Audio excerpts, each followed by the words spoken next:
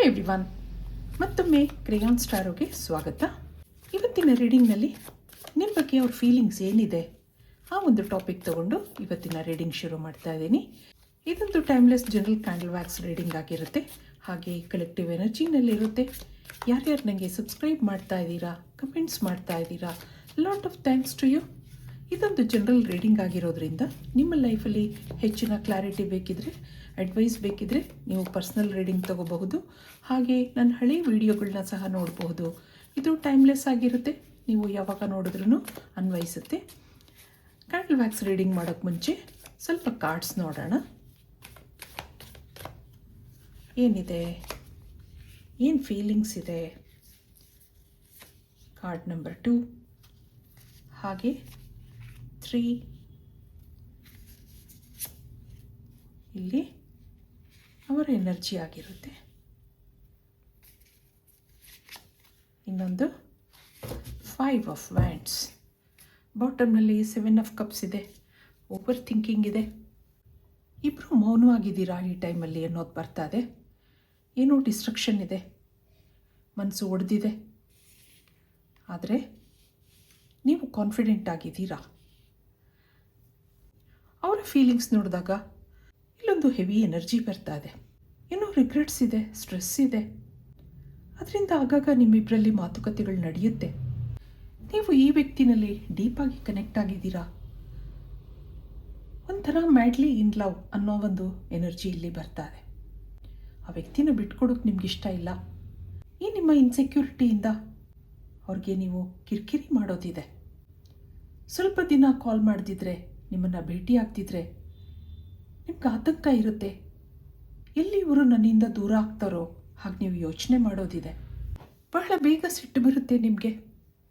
ಹಾಗೆ ಹಠದ ಸ್ವಭಾವನೂ ಇದೆ. ನನ್ನ ಮೇಲೆ ಅಷ್ಟೊಂದು ಮನಸ್ಸಿಲ್ಲ ಅಂತ ಕೇರಿಂಗ್ ಭಾವನೆಯೂ ಇಲ್ಲ. ನಾನು ಕಾಲ್ ಮಾಡಿದಾಗೆಲ್ಲ ಬ್ಯುಸಿ ಅಂತ ಹೇಳೋದಿದೆ. ಇವೆಲ್ಲ ನಿಮ್ಮ ಕಂಪ್ಲೇಂಟ್ಸ್ ಆಗಿರುತ್ತೆ. ಶುರುವಿನಲ್ಲಿದ್ದಂಥ ಪ್ರೀತಿ ಈಗ ಕಡಿಮೆ ಆಗಿದೆ ಹಾಗೆ ನಿಮ್ಗನ್ಸುತ್ತೆ. ಇದಕ್ಕೆ ಸೆಂಟರ್ ಕಾರ್ಡ್ ಏನು ಬರುತ್ತೆ ನೋಡೋಣ. ಇಲ್ಲಿ runner, I don't want to run any more. I let my pride get in the way of our connection. ನೋಡಿ ಎಷ್ಟು ಚೆನ್ನಾಗಿ ಬಂದಿದೆ. ನೀವು ಅವರನ್ನು ಕಟ್ಟಿ ಹಾಕೋ ಪ್ರಯತ್ನ ಮಾಡ್ತಾ ಇದ್ದೀರಾ.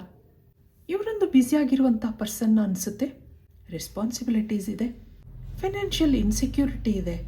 ಆ ಸಮಸ್ಯೆಗಳನ್ನೆಲ್ಲ ಮರೆಯೋಕ್ಕೋಸ್ಕರ ನಿಮ್ಮನ್ನು ಭೇಟಿ ಮಾಡೋದಿದೆ. ಅವರು ನಿಮ್ಮ ಜೊತೆ ಮಾತಾಡಬೇಕು, ಆದಷ್ಟು ತನ್ನ ಸ್ಟ್ರೆಸ್ ಕಡಿಮೆ ಮಾಡ್ಕೋಬೇಕು, ತನ್ನ ಯೋಚನೆಗಳನ್ನ ಕಡಿಮೆ ಮಾಡ್ಕೋಬೇಕು.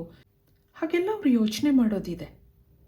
ನಿನ್ನನ್ನು ಮರೆತು ನಾನು ದೂರ ಓಡೋಕ್ಕಾಗಲ್ಲ ಹಾಗೆ ಯೋಚನೆ ಮಾಡ್ತಾ ಇದ್ದಾರೆ ಅವರು. ಯಾವುದೇ ಸಮಸ್ಯೆ ಇರಲಿ, ನಿಮ್ಮನ್ನು ಸ್ವಲ್ಪ ಮರೆತ್ರೂ ಆಗಾಗ ನಿಮ್ಮನ್ನು ಭೇಟಿ ಮಾಡೋದಿದೆ, ನಿಮ್ಮ ಬಗ್ಗೆ ವಿಚಾರಿಸೋದಿದೆ. ಅಷ್ಟರಲ್ಲಿ ನೀವು ತಾಳ್ಮೆ ಕಳ್ಕೊಂಡಿರ್ತೀರಾ. ಅಲ್ಲಿ ಸಂತೋಷಕ್ಕಿಂತ ಬರೀ ಮಾತುಕತೆಗಳೇ ನಡೆಯುತ್ತೆ. ಹೀಗೆ ಈ ಕನೆಕ್ಷನ್ ಮುಂದುವರಿತಾ ಇದೆ ಅಂತ ಅನ್ನಿಸ್ತಾ ಇದೆ. ನಿಮ್ಮ ಬಗ್ಗೆ ಅವ್ರು ಸದಾ ಯೋಚನೆ ಮಾಡೋದಿದೆ. ಏನೇ ಸಮಸ್ಯೆಗಳಿರಲಿ ನಿಮ್ಮ ನೆನಪಿರುತ್ತೆ. ನಾನು ನಿನ್ನಿಂದ ಯಾವತ್ತೂ ದೂರ ಆಗಲ್ಲ ಅಂತ ಹೇಳ್ತಾ ಇದ್ದಾರೆ. ಇದಕ್ಕೆ ಕ್ಯಾಂಡಲ್ ವ್ಯಾಕ್ಸಿಂದ ಏನು ರೀಡಿಂಗ್ ಬರುತ್ತೆ ನೋಡೋಣ. ಒಂದು ನಿಮಿಷ ನೀವು ನಂಬಿದ ದೇವ್ರನ್ನ ನೆನೆಸ್ಕೊಳ್ಳಿ.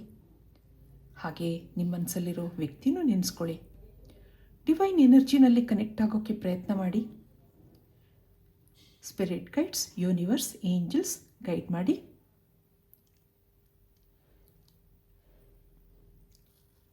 ಒಂದು ಕಾಲದಲ್ಲಿ ನಿಮ್ಮ ಮಾತುಕತೆಗಳಿಗೆ ವಿರಾಮ ಅನ್ನೋದಿರಲಿಲ್ಲ. ಆದರೆ ಈಗ ಇಬ್ಬರ ನಡುವೆ ಮೌನ ಅನ್ನೋ ಪ್ರಶ್ನಾತ್ಮಕ ಚಿಹ್ನೆ ಇದೆ. ಈ ವ್ಯಕ್ತಿ ಸಿಗಲ್ಲ ಅಂತ ಗೊತ್ತಿದ್ರು ಅವರನ್ನೇ ಯಾಕೆ ನಾನು ಇಷ್ಟಪಡ್ತಾ ಇದ್ದೀನಿ ಹಾಗೆ ನಿಮ್ಗನ್ಸುತ್ತೆ. ಶುರುವಿನಲ್ಲಿ ನೀನೇ ಎಲ್ಲ ಅಂತ 108 ಪ್ರಾಮಿಸ್ ಮಾಡಿದ್ರು. ಈಗ ನಾನು ಬ್ಯುಸಿ ಇದ್ದೀನಿ ಅನ್ನೋ ಉತ್ತರ ಇದೆ. ಹಾಗೆ ಇಲ್ಲಿ ಏನೋ ಗ್ಲೂಮಿ ಎನರ್ಜಿ ಇದೆ. ನಿಮ್ಗೆ ಯಾಕೋ ಏನೂ ಇಷ್ಟ ಆಗ್ತಾ ಇಲ್ಲ. ಕೆಲಸದಲ್ಲಿ ಆಸಕ್ತಿ ಕಡಿಮೆ ಆಗಿದೆ. ಇದಕ್ಕೆ ಕಾರಣ ನಿಮ್ಮಿಬ್ಬರಲ್ಲಿ ನಡೆದ ಮಾತುಕತೆ ಅನಿಸುತ್ತೆ. ಮೊದಲೆಲ್ಲ ನಿಮ್ಮ ಹಿಂದೆ ಮುಂದೆ ಸುತ್ತಾಡ್ತಾ ಇದ್ದವರು ಇದಕ್ಕಿದ್ದ ಹಾಗೆ ನಿಮ್ಮ ಸ್ವಭಾವದಲ್ಲಿ ತಪ್ಪು ಹುಡ್ಕೋದು, ನೀನು ನನಗೆ ಕೇರ್ ಮಾಡ್ತಾ ಇಲ್ಲ, ನನ್ನ ಕಾಲ್ ಪಿಕ್ ಮಾಡಲ್ಲ ಅನ್ನೋದು ಇದೆ. ನೀವು ಅವ್ರಿಗೆ ಸಾಕಷ್ಟು ಅಡ್ಜಸ್ಟ್ ಆಗೋಕ್ಕೆ ಪ್ರಯತ್ನ ಮಾಡ್ತೀರಾ. ಅದಕ್ಕೆ ಅವರು ಒಂದೊಂದು ಸರಿ ನೀನು ಹುಚ್ಚು ಪ್ರೀತಿನ ಕಡಿಮೆ ಮಾಡ್ಕೊ ಅನ್ನೋದಿದೆ. ಇದರಿಂದೆಲ್ಲ ನಿಮಗೂ ಸಿಟ್ಟು ಬರುತ್ತೆ. ಇದೊಂದು ಕಾಂಪ್ಲಿಕೇಟೆಡ್ ಅಥವಾ ಸೀಕ್ರೆಟ್ ರಿಲೇಷನ್ಶಿಪ್ ಅನ್ನಿಸ್ತಾ ಇದೆ. ಸುಮಾರು ದಿನ ನಿಮ್ಮಿಂದ ಸೈಲೆಂಟ್ ಆಗೋದಿದೆ ಇವರು. ನೀವು ಈ ವ್ಯಕ್ತಿಯಲ್ಲಿ ಡೀಪಾಗಿ ಕನೆಕ್ಟ್ ಆಗಿದ್ದೀರಾ. ಅವ್ರಿಗೋಸ್ಕರ ಏನು ಮಾಡೋಕ್ಕೂ ತಯಾರಿದ್ದೀರಾ. ಇಲ್ಲಿ ಕೆಲವರು ಫೈನಾನ್ಷಿಯಲ್ ಹೆಲ್ಪ್ ಸಹ ಮಾಡಿರಬಹುದು ಅನ್ನಿಸ್ತಿದೆ. ಹಾಗೆ ಥರ್ಡ್ ಪಾರ್ಟಿ ಇನ್ವಾಲ್ವ್ಮೆಂಟ್ ಕಾಣ್ತಾ ಇದೆ. ಇದೇ ವಿಷಯಕ್ಕೆ ಇಬ್ಬರಲ್ಲೂ ಜಗಳ ನಡೆಯೋದಿದೆ. ಮಾತುಕತೆ ಆದಾಗ ಸ್ವಲ್ಪ ದಿನ ಗ್ಯಾಪ್ ಇರುತ್ತೆ. ಸಿಟ್ಟು ಸ್ವಲ್ಪ ದಿನದಲ್ಲೇ ಕೂಲ್ ಆಗುತ್ತೆ. ಮತ್ತು ನಿಮಗೆ ಇನ್ಸೆಕ್ಯೂರಿಟಿ ಫೀಲ್ ಆಗುತ್ತೆ. ಇಷ್ಟು ದಿನ ಈ ಫ್ರೆಂಡ್ಶಿಪ್ ಬೆಳೆಯೋಕ್ಕೆ ನೀವು ಸಾಕಷ್ಟು ಶ್ರಮ ಪಟ್ಟಿದ್ದೀರಾ. ಈಗ ನೆಮ್ಮದಿ, ಹಣ ಎರಡೂ ಕಳ್ಕೊಂಡಿದ್ದೀನಿ ಅನಿಸುತ್ತೆ. ಆದರೆ ಅಟ್ರಾಕ್ಷನ್ ಮಾತ್ರ ಕಡಿಮೆ ಆಗಿಲ್ಲ. ಆತಂಕ ದಿನ ದಿನ ಜಾಸ್ತಿ ಆಗ್ತಾ ಇದೆ. ಇಲ್ಲಿಬ್ರಿಗೂ ಯಾವುದೇ ಕಟ್ಟುಪಾಡುಗಳಿಲ್ಲ. ನಿಮಗೆ ಅವ್ರ ಮೇಲೆ ಯಾವುದೇ ಕಂಟ್ರೋಲ್ ಇಲ್ಲ. ಹೆಲ್ಪ್ಲೆಸ್ ಆಗಿದ್ದೀನಿ ಅನ್ನಿಸ್ತಾ ಇದೆ. ಕನ್ಫ್ಯೂಷನ್ ಇದೆ. ಅವರ ಎನರ್ಜಿ ನೋಡಿದಾಗ ನಿಮ್ಮನ್ನು ಬಿಟ್ಕೊಡೋಕ್ಕೆ ಅವ್ರಿಗೆ ಯಾವತ್ತೂ ಇಷ್ಟ ಇಲ್ಲ. ಇಲ್ಲಿ ಕೆಲವರಿಗೆ ಅವ್ರದ್ದೇ ಆದ ಇಂಡಿಪೆಂಡೆಂಟ್ ಲೈಫ್ ಇದೆ, ರೆಸ್ಪಾನ್ಸಿಬಿಲಿಟಿ ಇದೆ ಅನ್ನಿಸ್ತಾ ಇದೆ. ಆ ಸ್ಟ್ರೆಸ್, ಎಂಟಿನೆಸ್ ಮರೆಯೋಕ್ಕೆ ನಿಮ್ಮ ಫ್ರೆಂಡ್ಶಿಪ್ ಮಾಡಿದ್ದಾರೆ. ನೀವು ಅಂದಾಗ ಏನೋ ಸೆಕ್ಯೂರ್ ಫೀಲ್ ಆಗುತ್ತೆ. ನೀವು ಕೇರ್ ಮಾಡೋದು, ತೊಂದರೆನಲ್ಲಿದ್ದಾಗ ಹಣದ ಸಹಾಯ ಮಾಡೋದು ಯಾವುದನ್ನೂ ಮರ್ತಿಲ್ಲ. ನಿಮಗೆ ಸರಿಯಾಗಿ ಟೈಮ್ ಕೊಡೋಕ್ಕಾಗ್ತಿಲ್ಲ. ಸಿಕ್ಕಿದ ಸ್ವಲ್ಪ ಸಮಯದಲ್ಲಿ ಸಂತೋಷಕ್ಕಿಂತ ಹೆಚ್ಚಾಗಿ ಜಗಳಗಳೇ ಇರುತ್ತೆ, ಕಂಪ್ಲೇಂಟ್ಸ್ ಇರುತ್ತೆ. ಈಗ ಅವ್ರ ಮನಸ್ಸು ನಿಮ್ಮನ್ನು ಭೇಟಿ ಮಾಡಬೇಕು ಅಂತ ಅಂದ್ಕೊಂಡ್ರೂ ನಿಮ್ಮ ಕಿರಿಕಿರಿ ನೆನಪಾಗಿ ಬೇಡ ಅನಿಸುತ್ತೆ. ಈಗೀಗ ಕೆಲಸದ ಒತ್ತಡ, ಮನೆ ಪರಿಸ್ಥಿತಿ ಎಲ್ಲದರಿಂದ ಡಿಸ್ಟರ್ಬ್ ಆಗಿದ್ದಾರೆ. ಎಲ್ಲ ಮರೆತು ನಿಮ್ಮ ಜೊತೆ ಖುಷಿಯಾಗಿ ಟೈಮ್ ಪಾಸ್ ಮಾಡಬೇಕು ಹಾಗನ್ನಿಸ್ತಾ ಇದೆ ಅವ್ರಿಗೆ. ನನ್ನನ್ನು ಅರ್ಥ ಮಾಡ್ಕೋ, ನೀನಿಲ್ಲದೆ ನನಗೆ ಬೇರೆ ಜೀವನ ಇಲ್ಲ, ಪರಿಸ್ಥಿತಿನ ಅಡ್ಜಸ್ಟ್ ಮಾಡ್ಕೋ ಅನ್ಕೋತಾರೆ. ಆದರೆ ನಿಮಗೆ ಒಂಥರ ಹಠ ಇದೆ. ಈ ವ್ಯಕ್ತಿ ಈಗೀಗ ಚೇಂಜ್ ಆಗಿದ್ದಾರೆ ಅಂತ ನಿಮ್ಗನ್ಸುತ್ತೆ. ಮುಂದೆ ಸರಿಯಾಗಬಹುದು ಅನ್ಕೋತೀರಾ. ಅವ್ರ ಮೇಲೆ ಓವರ್ ಕಾನ್ಫಿಡೆನ್ಸ್ ಇತ್ತು, ಈಗೀಗ ಕನ್ಫ್ಯೂಷನ್ಸ್ ಇದೆ. ಇದಕ್ಕೆಲ್ಲ ಕೊನೆ ಇಲ್ವಾ? ಅವ್ರು ಯಾವಾಗ ಸರಿಯಾಗ್ತಾರೆ ಹಾಗೆ ನೀವು ಅಂದ್ಕೊಳ್ಳೋದಿದೆ. ಇವ್ರಿಗೋಸ್ಕರ ಜೀವನ ಪೂರ್ತಿ ಕಾಯೋದೇ ಆಗುತ್ತೆ ಹಾಗೆ ನೀವು ಯೋಚನೆ ಮಾಡಿದ್ರೆ. ಅವ್ರಿಗೆ ನಿಮ್ಮನ್ನು ಬಿಟ್ಕೊಡೋಕ್ಕಿಷ್ಟ ಇಲ್ಲ. ನಿಮ್ಮಿಂದ ಅವ್ರಿಗೇನೋ ಸಂತೋಷ ಇದೆ.